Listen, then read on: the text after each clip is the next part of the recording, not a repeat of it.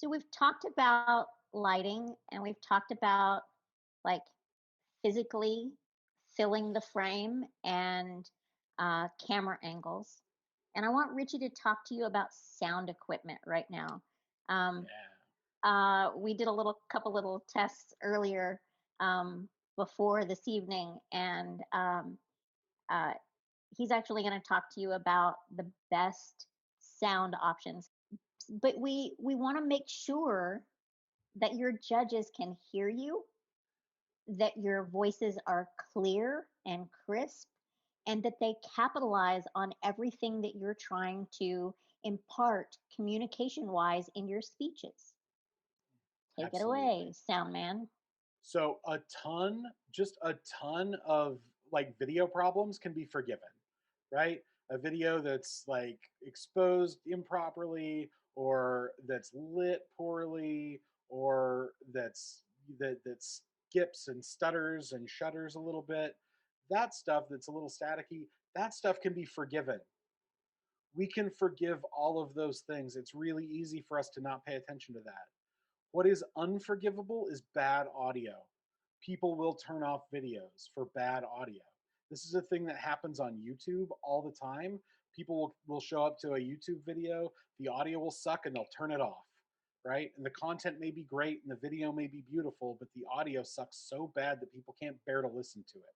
And the same thing will happen with your speeches. Not that people will turn them off, they'll sit and struggle through it, but it'll be a constant, perpetual distraction. I presume that you all can hear me reasonably well right now. Is that accurate? How do I sound? Pretty okay? Cool. I want to show you something. How do I sound now? Like you're in a tunnel. It's terrible, right? It sounds awful. You hear a bunch of background noise. Sounds like you're in a cave. Yeah. How about now? How do I sound? I think you sound hollow. A little tinny, a little thin. Bit Yeah. muffled. Mm-hmm. A bit muffled. It's not super loud, not super bright, but it's better, right, than the last one. Yeah. Cool. And finally, how about this one? How do I sound now? You're clear, but I hear some Far background away. noise. My air conditioner's on, so it's Oh, okay. There you go. my air conditioner's on. I can't do much about it. I was dying of the heat. It's way too hot for October. Yes, it is. Uh, but I sound richer, right? Like just better quality sound. So the difference between those three, the first was the built-in microphone in my laptop. I have a $4,000 MacBook Pro. I spent a ton of money on this laptop. It is a fancy ass laptop. And the microphone is trash. It sounds awful. I sound like I'm in a cave. It picks up every little bump and bruise. It doesn't help much that I'm sitting next to literally a mirror. Um, and I've got a hard floor under me and a hard wall behind me, all within about 3 feet. So it's just bouncing sound around. It's just echoing everywhere. And that's why I sound like I'm in a cave, right? When I use that microphone, because it picks up all of those things. The second option was the microphone in my Bluetooth headset. I'm wearing a Bluetooth headset that it's super cool. It sits in front of my ears and conducts through my bones, so it doesn't plug my ears Like this one. AirPods would. It's got a microphone built in. It sounds decent. It's a little thin. It's not the world's greatest microphone. I sound a little tinny that way. It lives back here behind my ear, basically, is where the microphone for this lives.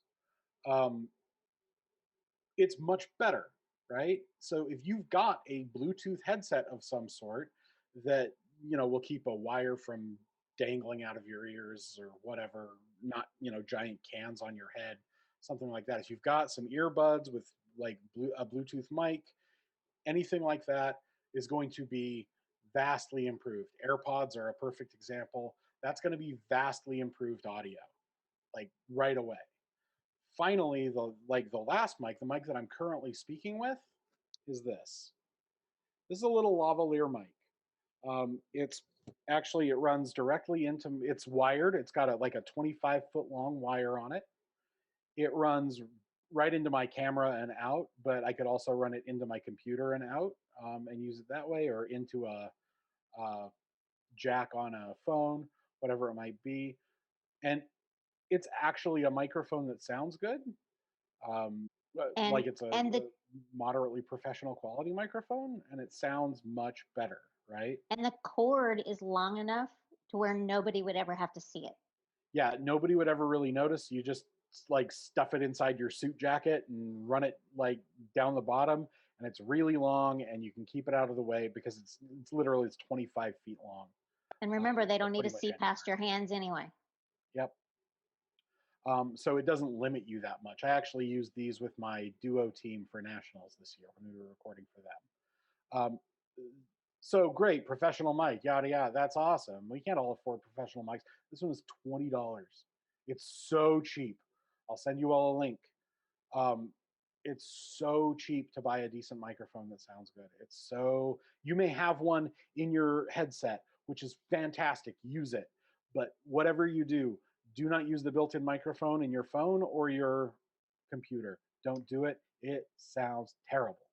I will say that the newer iPhones, we recorded Tron's oratory for the Senior Open for NSDA Senior Open on her new iPhone. It was a iPhone 11 or 10 or I think whatever it was. It was a new one and had three cameras on the back. But anyway, we tried a couple of different options, and that was by far the best sound of the options that we had. And it was really, I was surprised at how clear it is. So test all of your options. Don't just settle for the first or easiest one. Test all of the options that you have available to you. And as a team, you could purchase a couple of lavaliers and then share them as you guys are recording. They're an inexpensive option to get good audio. And good audio is really important because if we can't hear the words you're saying, then nothing else matters, right? If it's a distraction, like we want to minimize distractions, right? That's why we wear suits to tournaments rather than like dressing in our favorite clothes. It's why we, uh, yeah, it's why we do a lot of the things we do. So given that we want to minimize distractions for the judge. We want people to focus on your content. You want to minimize distractions in your environment too. So that's why it's important to think about how you're lit and what your camera is aimed at and like the level of your camera and what your audio sounds like and all of these things we've been talking about because that's going to make the best looking performance that minimizes distractions. Do you guys have any questions? What happens if we can't get a good microphone before next weekend? Do I your would, best. yeah, do your best. Like the microphone that are you using the one on your headset or are you using the one on your computer? On my computer. So I just want you to know what it sounds like. You're cutting in and out, so we don't get all of the words. When you said the word computer, we mostly heard pewter, and so um, it's really important to test all of your options. Try your phone. Try your mom or dad's phone. Try a different laptop. I would even go as far as to try a pair of earbuds that have a microphone built in. Now, I've tested my earbuds, my AirPods, and they're not as good as this Jabra microphone I have here. And actually, they're not as good as my just normal little headphones with microphone that comes with my phone. But the problem with these is that there's nowhere you can tuck these cords so that people can't see them. They're also not These, long enough. they're not long enough. These, like, are Bluetooth, so I can be away from my computer, but the sound is not as good. But trust me, this sound is better than my laptop. Like I can turn this Jabra off. So did my sound change? Radically. Yeah, so this is my laptop sound as opposed to this headset piece that I usually teach with. And so you want to just test all of your options. I'm going to go back to the job, and you can see instantly, probably hear a difference in those. So just do a bunch of testing with as much equipment as you can. And also, once you get to the tournament and you get to your room, you ought to do a sound check. Have everybody turn on their microphones and say a couple of sentences so that you can like discern whether everything is working adequately. Also, all of your teams get a virtual squad room. There's one available for you in your NSDA account already, and that exists perpetually, so that you can all go in and actually test using the NSDA campus software that will be used at tournaments that have synchronous rounds, right? Additionally, at the tournament, there's a link for you to go into a squad room with your team in between rounds. It's just there, and you can go into it at any time. My kids have found that they really like to go in there after rounds and talk to each other and break down the round, and it makes things feel a little more together Like rather than so separate and spread out. But those are a great place to go in and test your equipment and see how you sound to everybody else, because you sound like you to you, right? You sound normal to you. You can't hear what's coming through your microphone, just what's coming through everybody else's. So it helps to have somebody else to sort of test with and make sure that things are